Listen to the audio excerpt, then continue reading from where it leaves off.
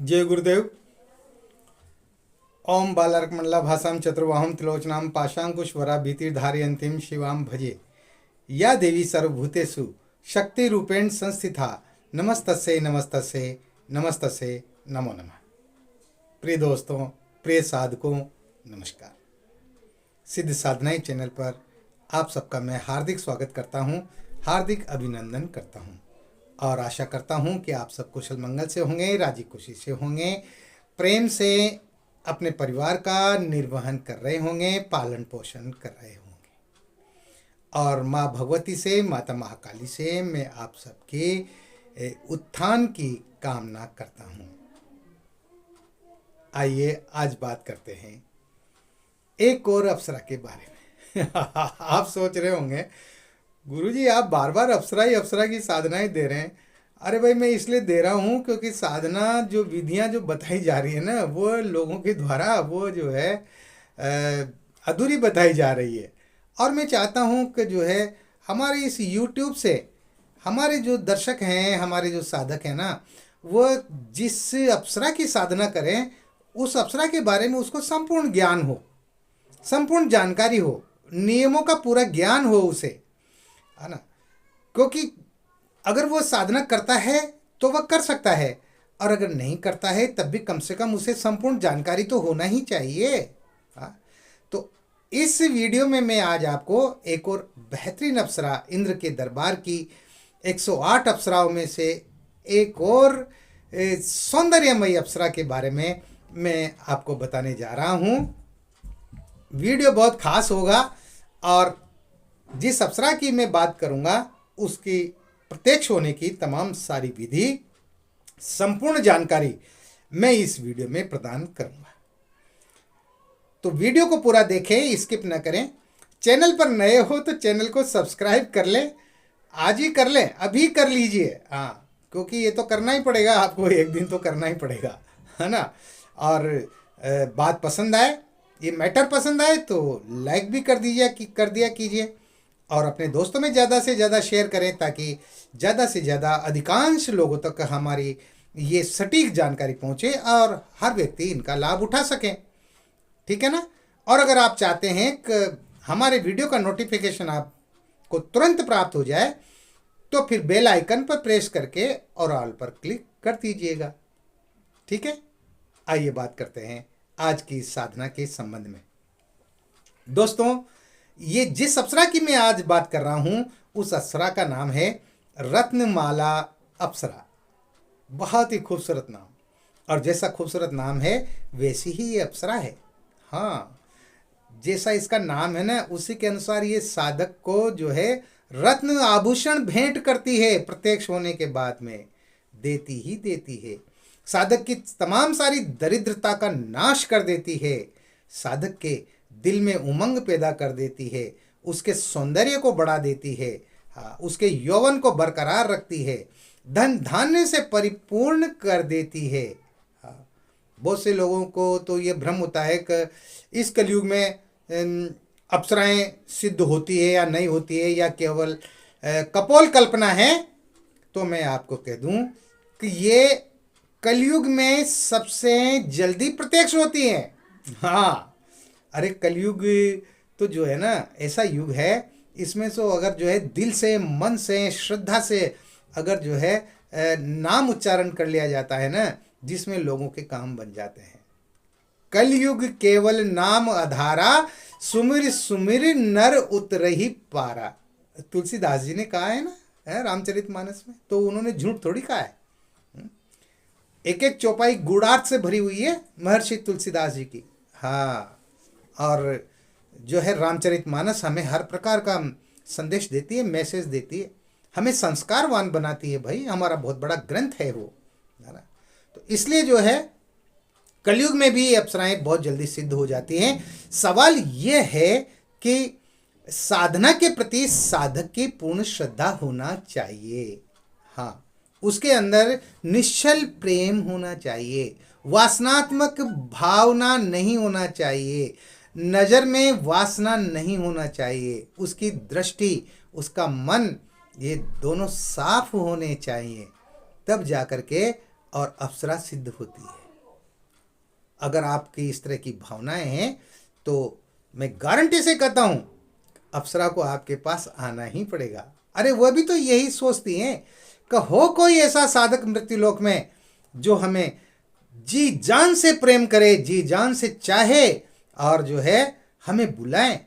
और वो आने के लिए वो आतुर रहती हैं। अरे वो तो तैयार बैठी हैं। कोई हो जो उसको बुला सके, उनको बुला ना चाहे तो वो जल्दी ही आ जाती हैं। लेकिन उसके प्रति जो है श्रद्धा भाव होना बहुत जरूरी है। गुरु के प्रति श्रद्धा भाव होना बहुत जरूरी है। मंत्र और साधना के प्रति श्रद्धा भाव होना बहुत जरूरी है। आगे बात समझ में? हाँ, अब मैं इस अप्सरा के बारे में आपसे और ज़्यादा क्या कहूँ, क्योंकि मैं तो बताता ही रहता हूँ अप्सराएं तो सब एक जैसी ही होती हैं। किसी भी अप्सरा को आप सिद्ध कर लो, वह सब जो है साधकों की हर इच्छा को पूर्ण करती हैं और ये साधक को आजीवन प्रेम से परिपूर्ण कर देती है। ये रत्नमाला साधना है ना। और साधक की इच्छा के अनुसार धन दौलत ऐश्वर्य सब कुछ उपलब्ध कराती है। हाँ, और इस अप्सरा को सिद्ध करने की विधि भी बहुत सरल है। इसको क्या किसी भी अप्सरा को आप सिद्ध करो, सबकी विधियां सरल ही है, इनमें कोई कठिन नहीं है। बस आपके पास एक साधना कक्ष होना चाहिए और साधना में जो काम आने वाली सामग्री है बस वो सामग्री होना चाहिए और आपके गुरु का आपके ऊपर आशीर्वाद होना चाहिए। फिर तो धरती की कोई ताकत, ब्रह्मांड की कोई ताकत आपको साधना में सफलता के लिए रोक ही नहीं सकती। आप असफल हो ही नहीं सकते ना, मैं कह रहा हूं नहीं हो सकते। असफलता आपके पास आ ही नहीं सकती, सफलताएं आपके कदम चूमेंगी। हाँ, अगर आपकी गुरु के प्रति आपकी पूर्ण श्रद्धा है और साधना के प्रति आपकी पूर्ण श्रद्धा है तो रत्नमाला अप्सरा अपने आप में बेजोड़ अप्सरा है। इंद्र के दरबार की सभी अप्सराएं बेजोड़ है, सभी सौंदर्यमयी है। हाँ, हर अप्सरा के अंग अंग से सुंदरता टपकती है, हर अप्सरा के अंग अंग से मादकता टपकती है, हर अप्सरा के अंग अंग से प्रेम प्रस्फुटित होता है। हाँ, तो ये अप्सराएं मानव संपर्क में आने के लिए लालायित रहती हैं, बिल्कुल रहती हैं। इसलिए इनको सिद्ध करना ही चाहिए और प्रत्यक्ष होने पर ये जो है धन धान्य से परिपूर्ण कर देती है, तमाम सारी आवश्यकताओं की पूर्ति करती है। अगर मान लो किसी कारणवश अगर ये प्रत्यक्ष नहीं भी होती है ना, तब भी चूंकि आपने साधना तो की है, आपको सिद्धि तो प्राप्त हो ही जाती है ना। मंत्र जब से सिद्धि प्राप्त हो जाती है तो अप्रत्यक्ष रूप से आपके काम बनते चले जाते हैं। इस बात की चिंता मत करिए करे 11 दिन साधना की, 21 दिन साधना की, अप्सरा तो प्रत्यक्ष ही नहीं हुई, प्रकट ही नहीं हुई, मेरी तो ये साधना बेकार गई, निष्फल गई, मैंने तो जो मंत्र जप किया सब बेकार चला गया। ऐसा कुछ नहीं है, मत हो प्रत्यक्ष। अरे प्रत्यक्ष नहीं होने के पीछे भी उसमें आप लोगों की कोई ना कोई न्यूनता रहेगी, तभी प्रत्यक्ष नहीं होगी वो, है ना। तो प्रत्यक्ष नहीं होती है तब भी आपके जो भी कार्य हैं वो संपूर्ण होते चले जाएंगे। आप जो भी सोचेंगे मन में, जो भी आप इच्छा करेंगे ना, आपकी वो इच्छाएं पूर्ण होती चली जाएगी। हाँ, मैं सच कह रहा हूं। इसलिए ये रत्नमाला अप्सरा भी अपने साधक का पूरा ख्याल रखती है और उसके जीवन को आनंदमय बना देती है, सुगंधमय बना देती है। तो इस अप्सरा को कैसे सिद्ध किया जाए, इसकी विधि क्या है, वो मैं आपको अब इस वीडियो में बताने जा रहा हूं। एक एक शब्द को ध्यान से सुनिएगा। एक बात और बताना चाहूंगा, स्त्रियों को ये साधना करनी ही चाहिए। रत्नमाला अप्सरा की साधना स्त्रियों को करनी चाहिए।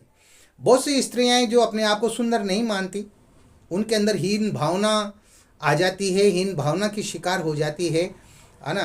तो ऐसी स्त्रियों को, ऐसी महिलाओं को ये साधना जरूर करना चाहिए, क्योंकि इस साधना को करने से जो है रत्नमाला अप्सरा उन साधिकाओं को खूबसूरत बना देती है। हाँ, उनके सौंदर्य को कई गुना बढ़ा देती है।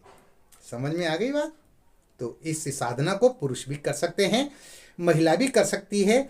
और इस रत्नमाला अप्सरा को भी प्रेमिका के रूप में ही सिद्ध किया जाता है। पुरुष है तो प्रेमिका के रूप में सिद्ध करें, और अगर महिला है तो एक अच्छी सखी के रूप में इसको सिद्ध करें। ठीक है। अब जो है ये साधना है, ये मात्र 30 दिन की साधना है, 30 डेज। किसी भी पूर्णिमा से आप इस साधना को शुरू करें और अगली पूर्णिमा को इस साधना को समाप्त करें। बहुत सारे लोग तो ये कहते हैं 1 दिन की साधना है, 1 दिन में ये सिद्ध हो जाती है। बहुत से ये भी कहते हैं कि ये 5 दिन में सिद्ध हो जाती है। बहुत से कहते हैं 11 दिन में सिद्ध हो जाती है। और बहुत सारे ये कहते हैं कि ये 21 दिन में सिद्ध होती है। लेकिन मैं ये कहता हूँ ये पूर्णिमा से पूर्णिमा तक की साधना है, 1 महीने की साधना है। 1 दिन में सिद्ध हो जाए तो करके देख लो, देख लो करके। अगर हो जाती है सिद्ध, गारंटी मेरी नहीं होगी, बिल्कुल भी नहीं होगी। ये 30 दिन की साधना है, पूर्णिमा से पूर्णिमा की साधना है। पूर्णिमा के दिन से रात्रि को 10 बजे के बाद इस साधना को प्रारंभ करें। इस साधना में करना क्या है, वही 10 बजे से पहले आपको स्नान करना है, गुलाब जल डाल के पानी में स्नान करके, और आपको अपने साधना कक्ष में आ जाना है। साधना कक्ष बिल्कुल साफ सुथरा होना चाहिए, है ना, स्वच्छ होना चाहिए। साधना कक्ष में किसी भी प्रकार के आलतू फालतू सामान नहीं होने चाहिए, ठीक है। इसके बाद आपको जो है अपना आसन लगाना है और आपका मुंह जो है वो पूर्व दिशा की ओर होना चाहिए, पूर्व दिशा की ओर। पूर्व दिशा की ओर आप जो है बाजोट लगा दें, चौकी लगा दें। और उसके बाद में आसन आपका सफ़ेद होना चाहिए। आप सफ़ेद वस्त्र धारण करेंगे, साफ स्वच्छ होने चाहिए। सिले हुए वस्त्र भी आप पहन सकते हैं। सामने बाजोट पर भी आप सफ़ेद वस्त्र बिछाएंगे। सामने बाजोट पर आप अपने गुरुजी का चित्र रखेंगे, अप्सरा का चित्र रखेंगे। किसी भी खूबसूरत अप्सरा का आप गूगल से चित्र जो डाउनलोड करके उसको फ्रेम करवा लें और उसको अपने गुरुजी के चित्र के पास ही उसको रख दें। इसके साथ ही आपको रत्नमाला अप्सरा यंत्र वो आपको जो है रखना है। गुलाब की पंखुड़ियों पर उसको यंत्र को रख दीजिए। और आपको जो है अप्सरा माला रखना है। और ये माला कौन सी होगी, ये माला होगी मणिमाला। हाँ, मणिमाला होगी। और इस ये मणिमाला जो है रत्नमाला अप्सरा के बीज मंत्रों से संपुटित और प्राण प्रतिष्ठित होगी। और यंत्र भी प्राण प्रतिष्ठित होगा। और इसके साथ ही जो चित्र है अप्सरा का वो भी प्राण प्रतिष्ठित होना चाहिए। हाँ, और इसके साथ ही आप जब रत्नमाला अप्सरा की साधना करें तो इस साधना की आपको अपने गुरुजी से दीक्षा लेना भी जरूरी है। बहुत सारे साधक प्रश्न करते हैं बिना दीक्षा के नहीं कर सकते क्या, बिना प्राण प्रतिष्ठा के इनके यंत्र और माला ये अगर प्राण प्रतिष्ठित नहीं हो तो क्या नहीं कर सकते हैं? कर सकते हो कर लो, कर लो। 1 दिन, 11 दिन, 21 दिन, 1 महीना, क्या पूरे साल भर, पूरे 7 जन्मों तक लगे रहो। अगर प्रत्यक्ष हो जाए या साधना सिद्ध हो जाए तो गारंटी है मेरी नहीं होगा भाई। हाँ, जब तक गुरु का हस्तक्षेप आपकी साधना में नहीं होगा, जब तक गुरु आपके मार्गदर्शी नहीं बनेंगे, जब तक गुरु प्रत्यक्ष और अप्रत्यक्ष तौर पर आपका सहयोग नहीं करेंगे, तब तक कोई भी साधना सिद्ध नहीं हो सकती, सफल नहीं हो सकती। इस बात की गांठ बांध ले। हाँ, पूरी तरह से गांठ बांध ले इस बात की। सच बता रहा हूं मैं, क्योंकि मैं अपनी जिंदगी का अनुभव बता रहा हूं भाई आप लोगों को। कोई मजाक थोड़ी है, साधनाएं हैं, ये बच्चों का खेल नहीं है। हाँ, इनको साधनाओं के जो नियम हैं, जो तरीके हैं, उस हिसाब से ही इनको किया जाता है। आगे बात समझ। अपने साधना कक्ष को आप जो है सजा दें, अच्छी तरह से फूलों से सजा दें, मालाओं से सजा दें, सुगंधित इत्र का छिड़काव कर दें, सुगंधित सेंट छिड़क दें, गुलाब के फूल बिछा दें, है ना। और अपने कपड़ों पर भी आप जो है इत्र लगाएं, आप जो है अपने आसन पर भी इत्र लगाएं, यंत्र और माला पर भी इत्र लगाएं, अप्सरा चित्र पर भी इत्र लगाएं। और आपकी इच्छा हो तो अपने गुरुजी के भी लगा देना इत्र है ना। इन सब के इत्र लगाना है। कमरा सुगंधित होना चाहिए, सुगंधित अगरबत्ती होना चाहिए, गाय का शुद्ध घी होना चाहिए, जिसका दीपक आप जलाएंगे, दीपक में भी आप इत्र की 2-4 बूंदें डाल देंगे। मिष्टान होना चाहिए भोग लगाने के लिए, और इसके अलावा आपके पास जो है रत्न मुक्ता होना चाहिए। हाँ, महंगा आता है भाई। और ये मणिमाला जो है ना, ये भी महंगी आती है। हाँ, ये कम पैसों में नहीं आती, इनमें पैसा खर्च होता है। रत्न मुक्ता भी महंगा आता है, और जो है मणिमाला जो है ना, वो भी महंगी आती है। हाँ, यूँ मान लो कि जो है 3-4 हज़ार रुपये से लेकर के और 10,000 रुपये तक की आती है, और उसके ऊपर भी आती है, 40,000 50,000 की भी आती है वैसे तो। हाँ, लेकिन ये महंगा सौदा है। मैंने कहा ना, साधनाओं में पैसा खर्च होता है। हाँ, बिना पैसा खर्च किए साधनाएं नहीं की जा सकती। आपके पास कम से कम 10-15 हज़ार रुपये आपके पास होने चाहिए, तब आप साधनाओं में कदम रखें, क्योंकि बहुत सारी चीज़ों की ज़रूरत पड़ती है। सामग्रियां जो महंगी आती हैं, कुछ सामग्रियां सस्ती भी आ जाती हैं, तो कुछ साधनाएं जो है वो कम पैसों में भी हो जाती है ना। लेकिन कुछ साधनाएं ऐसी होती है जिनमें जिन वस्तुओं का हम प्रयोग करते हैं, सामग्रियों का प्रयोग करते हैं ना, वह महंगी आती है। हाँ, तो इसलिए जो है बिना पैसों के साधना नहीं होती है। तो अब आपको करना क्या है, आपको सबसे पहले पूजन करना है। ठीक है, तो किसका पूजन करना है? सबसे पहले गणेश जी का पूजन करना है। अपने मन में आप जो है गणेश जी का विग्रह बना लें, और एक सुपारी को उसके मोली लपेट करके और उसको भी वहाँ जो है बाजोट पर रख दें, और उसको गणेश जी मान लें। तो उनको स्नान कराएं, तिलक लगाएं और अक्षत चढ़ाएं, पुष्प चढ़ाएं, जैसे पंचोपचार पूजा करते हैं उसी तरह से फिर अपने गुरु चित्र की पूजा करें, उसी तरह से आप अप्सरा चित्र की पूजा करें, उसी तरह से आपको जो है उसके यंत्र की पूजा करना है, और माला की पूजा करना है। हाँ, पंचोपचार पूजा करना है इनकी। और रत्न मुक्ता को आप जो है यंत्र के ऊपर रख दें, है ना, तो यंत्र के साथ में उसकी भी पूजा हो जाएगी, है ना। गुलाब के पुष्प इनके सब पे चढ़ाने, गुलाब का इत्र छिड़क दे बाजोट पर, इन पर सब पर, मतलब सुगंधमय वातावरण बना दे, बढ़िया फर्स्ट क्लास। ठीक है, और आपको जो है सुरक्षा घेरा लगाना है, अनिवार्य है सुरक्षा घेरा लगाना, कंपलसरी, इट्स वेरी कंपलसरी, है ना। तो उसके लिए आप जो है, जो मंत्र मैं आपको बताता हूँ उस मंत्र से आप सुरक्षा घेरा लगाएं। ओम अपसर्पंतु ये भूताये भूता भूमि संस्थाये भूता विघ्न कर्ता रस्ते नश्यंतु शिवागे आक्रमांतु भूतानी पिशाचा सर्वतो दिशम सर्वेशाम विरोधेन पूजा कर्म समारभ्य।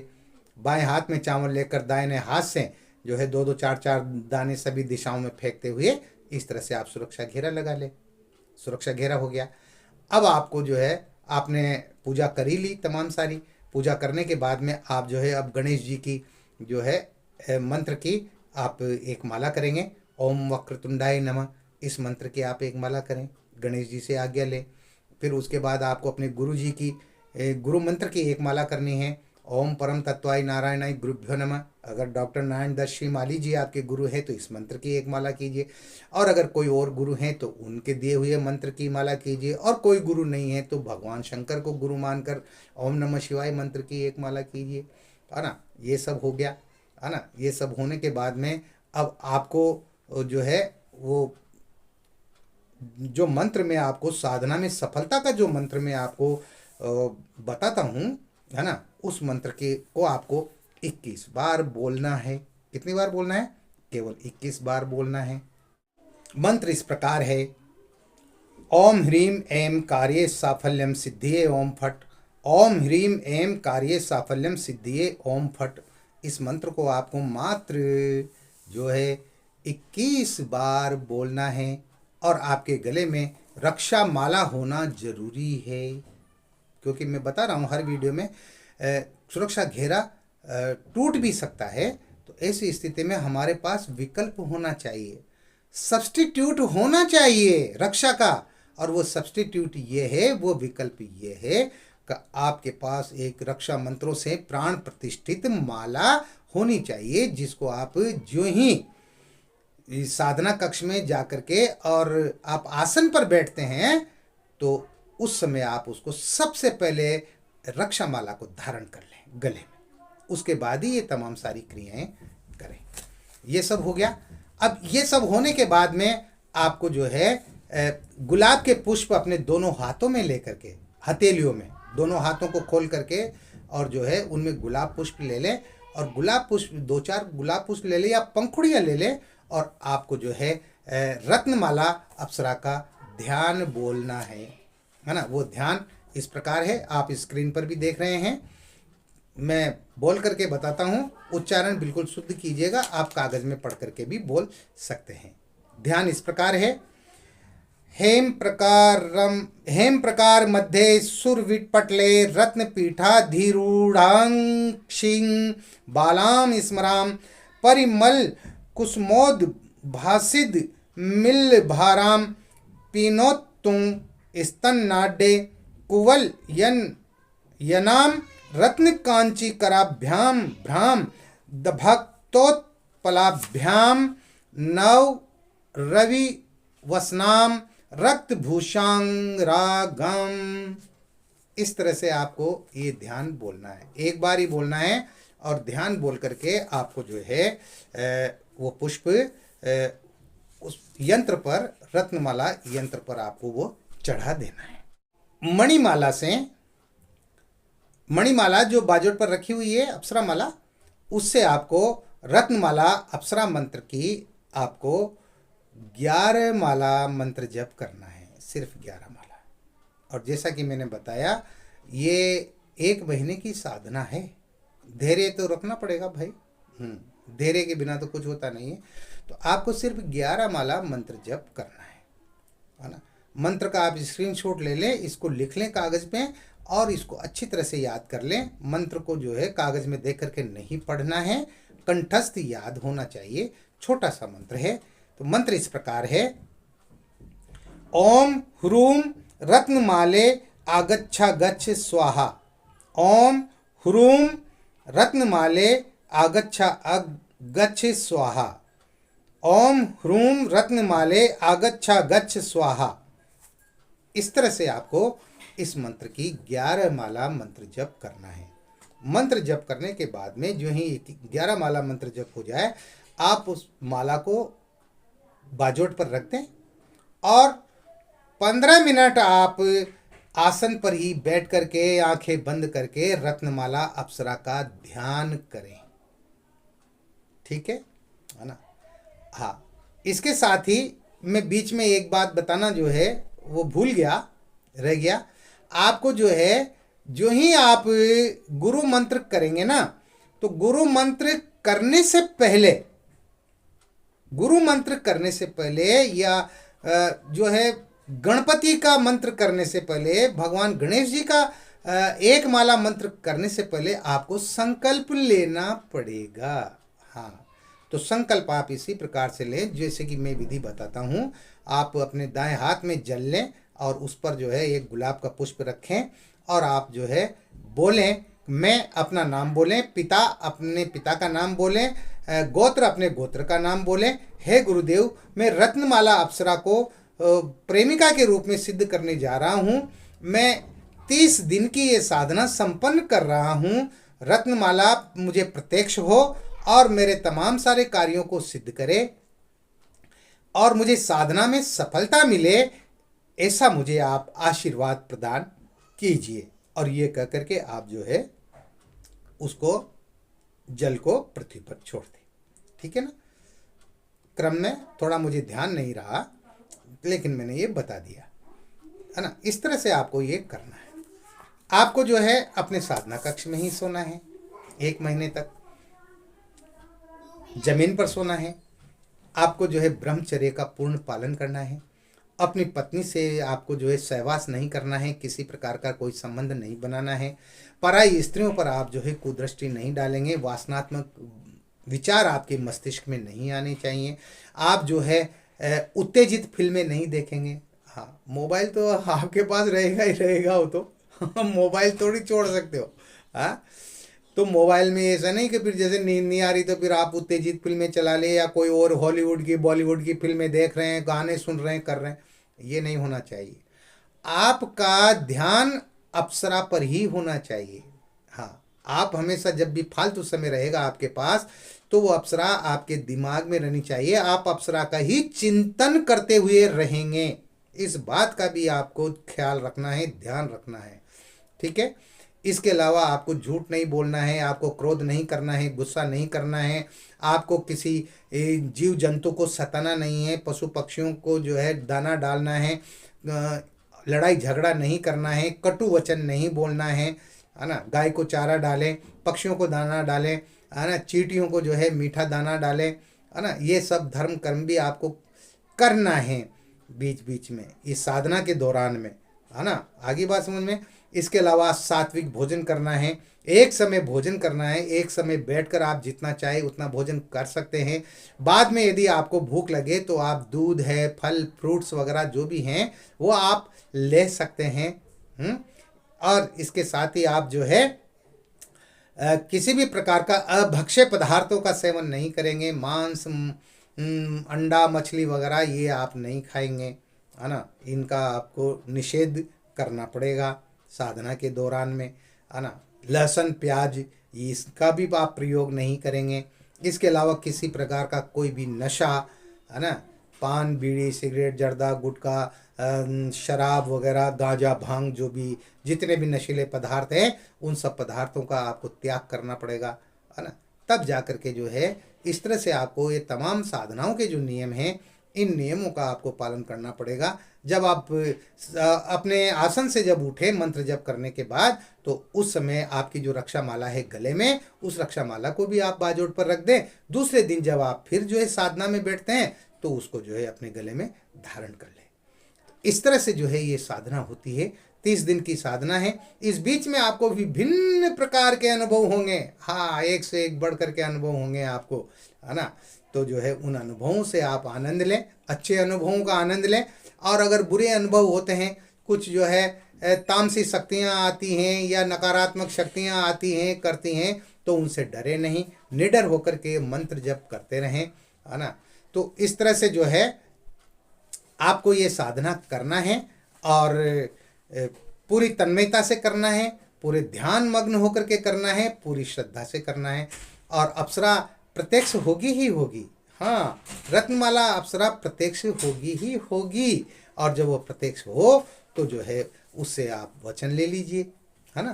3 वचन ले लीजिए। आपकी जब बुलाए तब वो आपके सामने हाजिर हो। जब आप मंत्र जप करें 5 बार तो वो आपके सामने प्रत्यक्ष हो जाएगी। इसके साथ ही जो है वो उससे कहें कि जो मैं कार्य बताऊं वो कार्य आप करेंगे, परिवार की सुरक्षा व्यवस्था करेंगे, है ना। ये सारी चीज़ें हैं, तो ये वो कर देंगे। और जब वो प्रत्यक्ष हो तो उस दिन जो है आप 2 गुलाब की माला ला करके रखें, है ना।